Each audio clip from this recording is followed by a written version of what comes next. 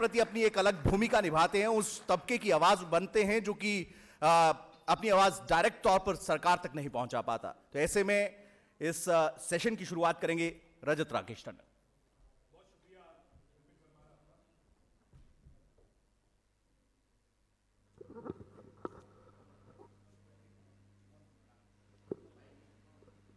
Hello, बहुत शुक्रिया विपिन आपका। हमारे साथ इस वक्त सोशल वर्कर, मूंगा में बहुत काम किया, बहुत नाम कमाया, साथ ही साथ सोनू सूद जिन्होंने कोविड और माइग्रेशन के दौरान बहुत लोगों की मदद करी, उनकी सिस्टर मालविका जी मौजूद है। बहुत स्वागत है इंडिया न्यूज मंच पे आपका मैम।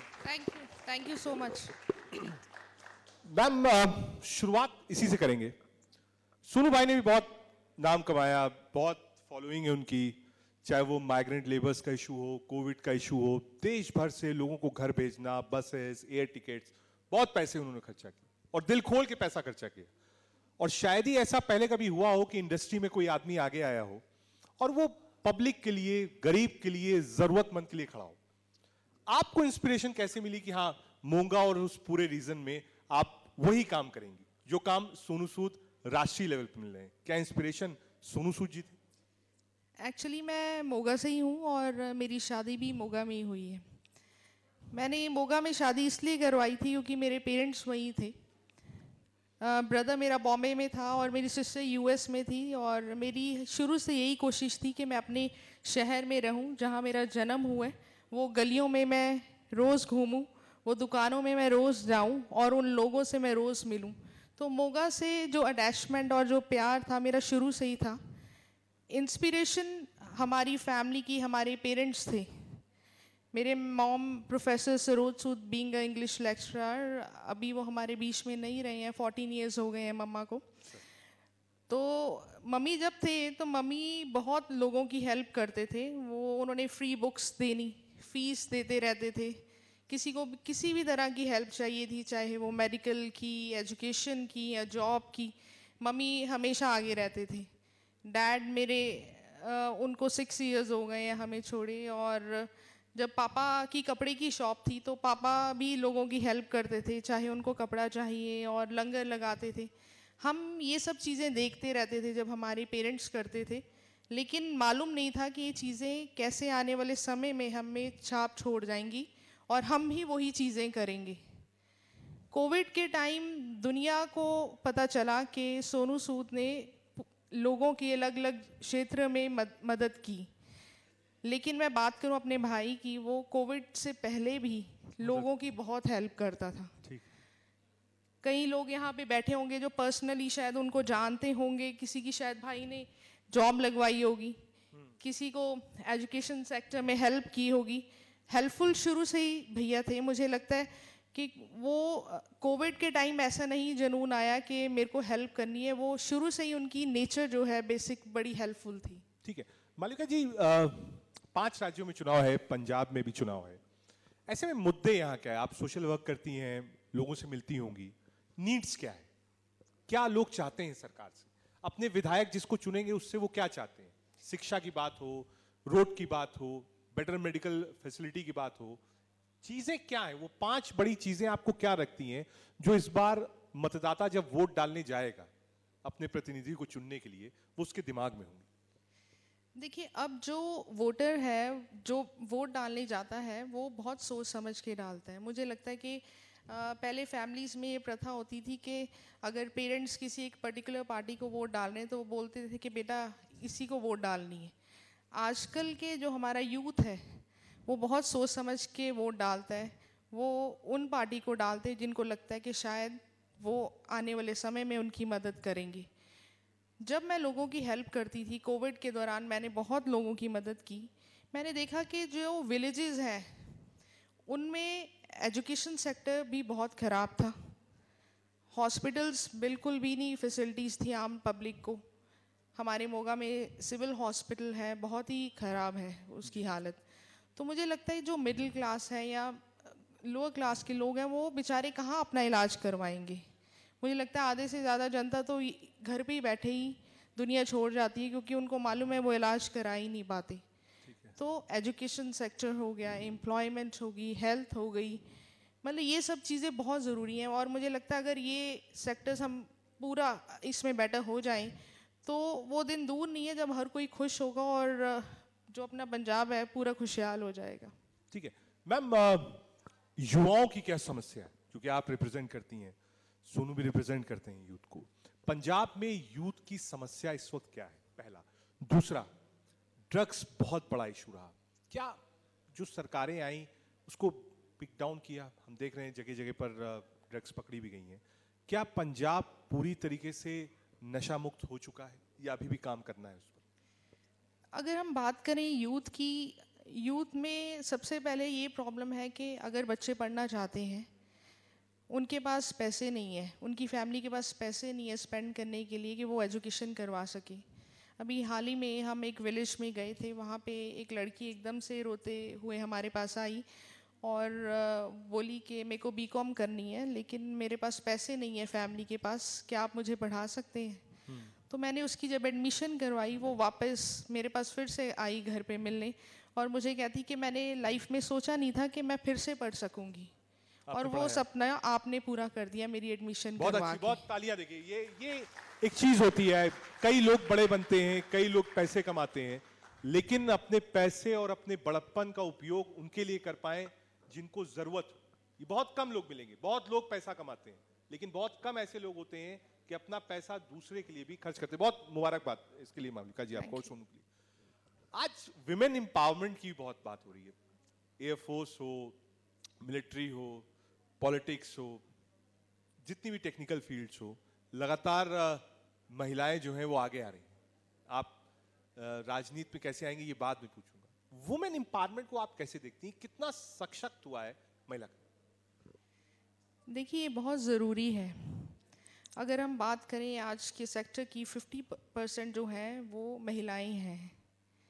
महिलाएं जो हैं उनके बहुत सारे रोल भगवान ने दिए हैं, वो बहन भी है, बेटी भी है, वाइफ भी है, सास भी है और सबसे इम्पोर्टेंट वो माँ भी है। मुझे लगता है कि अगर वुमेन को हम पढ़ाएं, जॉब उनके पास अच्छी हो, वो केवल अपने लिए ही नहीं अपने परिवार और अपने समाज का भी उतना ही ख्याल रखेंगी जैसे वो अपने एक बच्चे का ध्यान रखते हैं।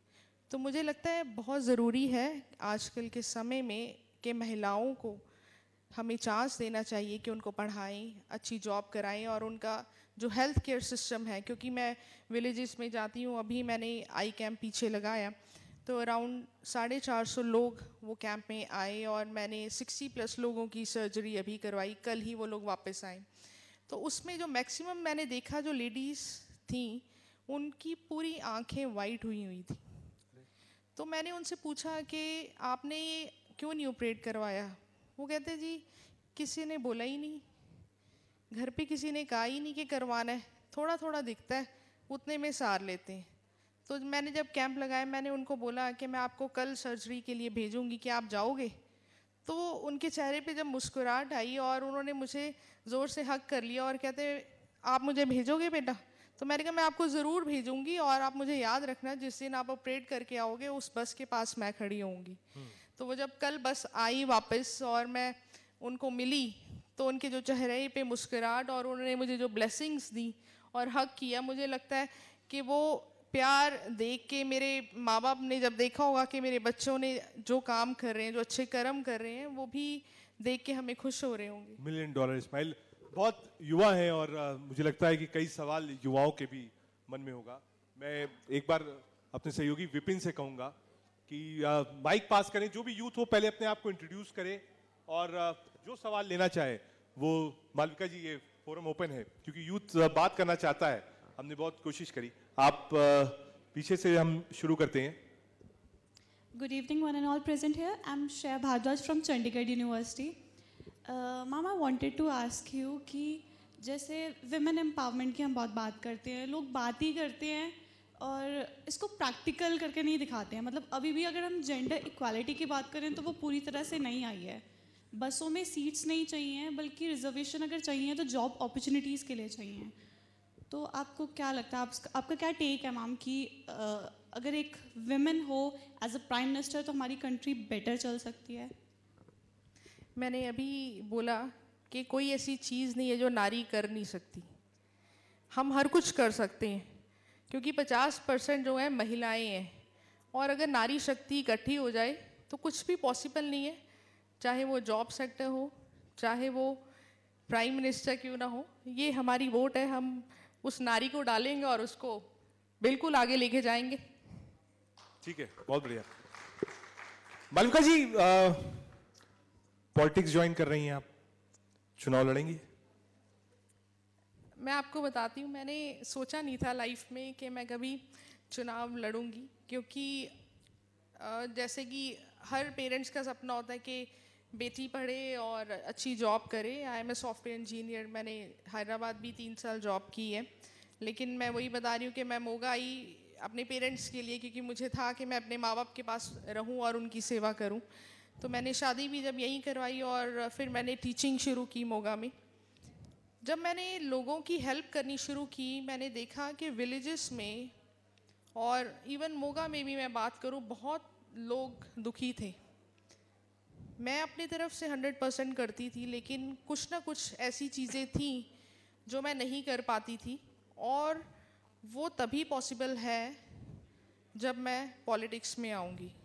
मुझे लगता है मैं और बेहतर कर पाऊँगी, मैं और लोगों की सेवा कर पाऊँगी। अगर मैं अभी 40 लोगों की मदद करती हूँ, मैं कोशिश करूँगी कि अगर मेरे को मौका मिलता है तो मैं कम से कम 80% तो लोगों की मदद कर पाऊँगी। और ठीक है मैम, पार्टी को लेकर बड़ा कंफ्यूजन है। लोग कह रहे हैं कि आम आदमी पार्टी से भी आप चुनाव लड़ सकती हैं, कांग्रेस में भी बात हुई है। पार्टी का चुनाव, मैं ये नहीं पूछूंगा किस पार्टी से आप चुनाव लड़ेंगी, वो आपका विवेकाधिकार है। पार्टी में आप क्या देखेंगी कि हाँ इस पार्टी की आइडियोलॉजी है, इस पार्टी के ये लीडर्स हैं, और उसको देखकर आप ये तय करेंगी कि हाँ हम इस पार्टी से चुनाव लड़ेंगे? देखिए, मेरी पार्टी जो है मेरे लोग हैं। मैं ग्राउंड लेवल पे काम करती हूँ, मैं लोगों के साथ दिल से जुड़ती हूँ, और मैं जब भी मिलती हूँ मैं उनको भूलती नहीं हूँ, चाहे मैं उनको 1 महीने बाद मिलूँ या 15 दिन बाद। जो हमारी पार्टी है वो हमारे लोग हैं, और कल को जब मैं कोई पार्टी चुनूंगी तो मैं चाहती हूँ कि वो पार्टी, ये जो मैंने डिस्कस किया, एजुकेशन, एम्प्लॉयमेंट, हेल्थ सेक्टर्स, इन सब चीज़ों पे बहुत ज़रूरी है आजकल के समय में वर्क करना। और जो ये पार्टी सब करेगी तो मेरे को लगता है कि वो पार्टी बेस्ट है। उसको मैं ही क्या, पूरी दुनिया भी उसी पार्टी को चुनेगी। ठीक है मैम, 1-2 सवाल और जो पीछे युवा हैं, आप माइक पास कर सकते हैं, बारी बारी से आएंगे और आपके सवाल लेंगे।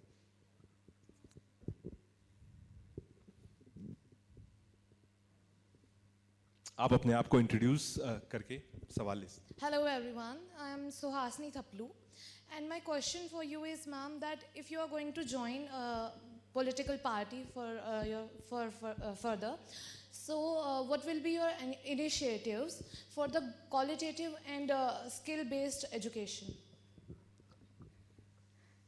देखिए, मैंने ये सोचा है कि अगर मैं चुनाव लड़ती हूँ और मुझे मौका मिलता है, मैं अभी जैसे विलेजेस में जाती हूँ, और मैं आपको एक किस्सा बताऊँगी। रिसेंटली जब मैं हमारे मोगा के पास ही एक विलेज है चंडे वाला, जब मैं वो विलेज में गई, वो विलेज अभी बन ही रहा था, उसकी दीवारें भी नहीं थी, और उस विलेज में मैं स्कूल बैग्स देने गई थी सब स्टूडेंट्स को। जब मैं वो स्कूल बैग्स देने गई तो उसमें से एक बच्चा उठ के आया और उसने बोला कि मैम, मैं +2 में हूँ, ये बैग अब मुझे नहीं चाहिए क्योंकि मैंने आगे प्रोफेशनल कोर्स करना है। मैं चाहता हूँ एक छोटी क्लास का बच्चा है, उसको मैं ये बैग दूँ, और ये प्रेरणा मुझे आपको देख के मिली है। और मुझे इतनी खुशी हुई कि मैं कुछ समय के लिए आई और वो बच्चे ने मेरे को देख के कुछ सीखा। और उसके बाद फिर जब मैं बात कर रही थी, 2 लड़कियाँ आई, उनके पेरेंट्स भी वहीं थे, और वो मेरे पास रोने लग गए। उन्होंने बोला कि हमारी बेटियां जो हैं स्कूल में टॉप करती हैं, लेकिन हमारे पास मोबाइल फ़ोन नहीं है क्योंकि इनके पेरेंट्स नहीं हैं। तो ये लड़कियां पूरे कोविड के दौरान लोगों के घर जाकर ऑनलाइन एजुकेशन ले रही थी, और अभी भी इनको अगर ज़रूरत पड़ती है तो ये लोगों के घर जाके पढ़ती हैं। तो मैंने उनको प्रॉमिस किया कि दिवाली से पहले 1 दिन पहले मैं आपको आके मोबाइल फ़ोन्स दूँगी, और उन बच्चों को मैंने दिया भी, और वो बच्चे रोने लग गए। और मैंने उनको बोला कि आप मेरे को एक प्रॉमिस करेंगे कि +2 के बाद आप बहुत अच्छे स्कोर लोगे और आप जो भी प्रोफेशनल कोर्स करना चाहते हो उसका सारा खर्चा मैं चलाऊंगी। और मैं बात करना चाहूँगी कि मेरे मदर के नेम पे प्रोफेसर सरोज सूद स्कॉलरशिप हम ऑलरेडी पिछले 15 साल से ऑल ओवर इंडिया चला रहे हैं और हम बहुत सारे बच्चों की हेल्प कर रहे हैं, चाहे वो किसी भी स्टेट से हो, वो अकेला पंजाब में नहीं, ऑल ओवर इंडिया। मुझे लगता है अगर एजुकेशन सेक्टर स्पेशली अपने पंजाब में बहुत बढ़िया हो जाएगा, जो बच्चे फ़ॉरेन जा रहे हैं आजकल के हमारे जो युवा +2 के बाद वो सोच रहे हैं, वो इसीलिए जाते हैं क्योंकि पंजाब में जॉब अपॉर्चुनिटीज़ नहीं है। हैदराबाद में क्यों नहीं कोई जाता? क्योंकि सारा आईटी सेक्टर वहीं पे है। मैं खुद हैदराबाद मैंने जॉब की है, वहाँ पे एक से एक MNC कंपनीज़ हैं, गूगल है, बहुत अच्छी अपॉर्चुनिटीज़ हैं। मुझे लगता है जब ये सब चीज़ें हमारे पंजाब में आ जाएंगी, हमारा पंजाब का यूथ क्यों जाएगा? आप सिटी यूनिवर्सिटी में पढ़ते हो, इतनी कमाल की यूनिवर्सिटी है। हमारे टाइम तो इतने अच्छे कॉलेजेस होते ही नहीं थे, तो हम जब निकलते हैं तो हम बोलते हैं कि ये बच्चे बहुत लकी हैं कि इतने अच्छे यूनिवर्सिटीज़ में पढ़ते हैं, एकदम 5 स्टार जैसी यूनिवर्सिटीज़ हैं। तो अगर आप लोगों को यहाँ पे अच्छी जॉब्स मिलेंगी, अच्छी अपॉर्चुनिटीज़ मिलेंगी, आप क्यों जाओगे? तो कोशिश यही है कि आने वाले समय में पंजाब में ये सब चीज़ों की जो कमी है वो ज़रूर पूरी करी जाएंगी। ठीक है, मुझे लगता है माइक अगर हो तो आप पास ऑन कर दीजिए। एक सवाल आगे से है।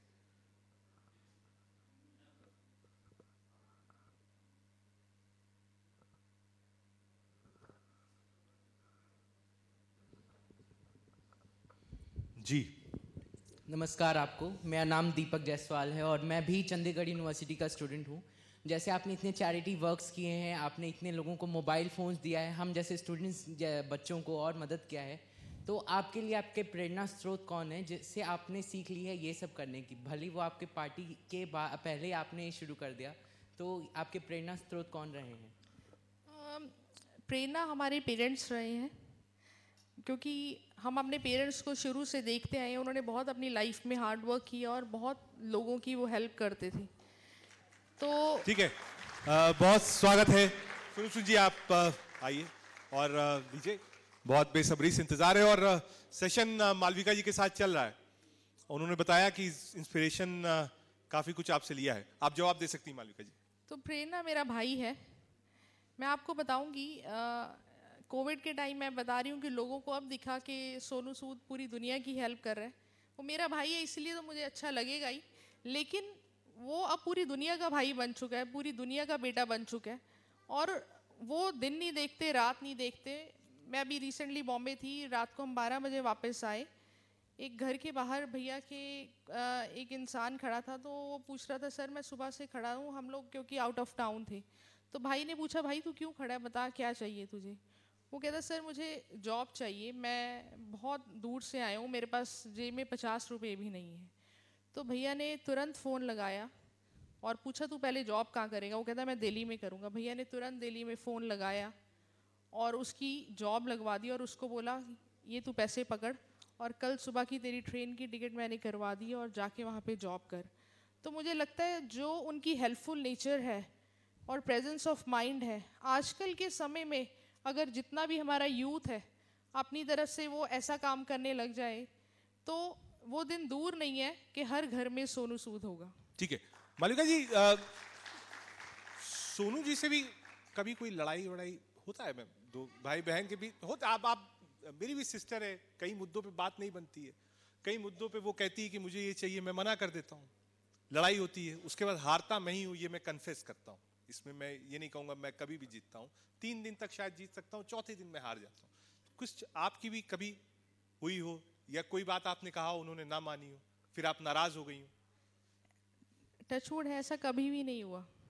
भैया और मेरी कभी भी नहीं लड़ाई हुई, क्योंकि भैया ने शुरू से मुझे बच्चों की तरह प्यार किया। हमें एज गैप भी है और भैया मुझे बताते कि मुझे अभी भी याद है कि 2 अक्टूबर को तो हुई थी, तो पापा घर आए और उन्होंने बोला कि चलो, मेरी सिस्टर को भी बोला चलो तुम्हारी बहन आई है घर पे, तुम्हें लेके चलूँ। और भैया कहते मुझे अभी भी याद है, मैं तेरे को गोदी उठाया और उनका जो प्यार है, being a father, being a brother, being a friend, शुरू से ही बहुत ही प्यार करते हैं भैया।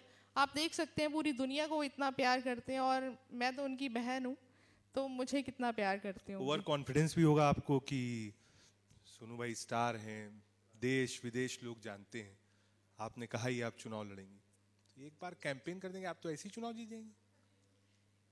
कौन रोके बताइए? यूथ उनके साथ है, सोशल वर्क उनके साथ है, स्टारडम उनके साथ है, आपका इलेक्शन तो ऐसे ही क्लियर हो जाएगा। मुझे लगता है कि वो भी बात है, वो प्लस पॉइंट है मेरे को, लेकिन अगर मैं बात करूं अपने मोगा शहर में, आप पूछेंगे किसी से भी तो सब जानते हैं कि मालविका सूद कौन है और मालविका सूद ने क्या काम किया है, वो उसका काम बोलता है। काम बोलता है, क्या बात है, काम बोलता है। लेकिन मालविका जी ये बताइए, सोनू भाई तो ज्यादातर मुंबई रहते हैं, आते जाते रहते हैं, पॉपुलर कौन है? आपने कहा भाई काम बोलता है, आप भी हैं, पॉपुलर कौन है वहां पर ज्यादा? कहाँ पर? मोगा में। देखिए, मोगा तो सोनू सूद के कारण पॉपुलर है। क्या बात। पहले कहते थे मोगा कहाँ, वो कहते थे लुधियाना और फिरोजपुर के रास्ते। अभी भाई की कोई भी इंटरव्यू सुन लो तो उसमें भैया हमेशा मोगा का नाम लेते हैं, और भैया को जब भी मौका लगे भैया हमेशा मोगा पहुंचते हैं, चाहे वो 2 महीने बाद, चाहे 3 महीने बाद। अभी हाल ही में 20 दिन पहले वो आए, मोगा आए, अभी फिर आ गए। तो मुझे लगता है रूट्स के साथ वो हमेशा जुड़े हुए हैं और शुरू से उनको प्यार और अटैचमेंट रही है। अभी भी हज़ारों की तादाद में लोग घर आते हैं, मिलने आते हैं, और कभी कभी हम बोल देते हैं कि भैया आप रेस्ट कर लीजिए, तो भैया कहेंगे इतनी दूर से आए हैं, मैं इनके साथ ज़रूर पिक्चर करवाऊंगा, और वो हमेशा करवाते हैं। ठीक है, बहुत शुक्रिया मालविका जी, आपने तमाम अपना एक्सपीरियंस मोगा का और यूथ के जो सवाल थे उसको भी आपने टेस्ट किया। बहुत शुक्रिया आपका थैंक यू। तमाम सवालों के लिए।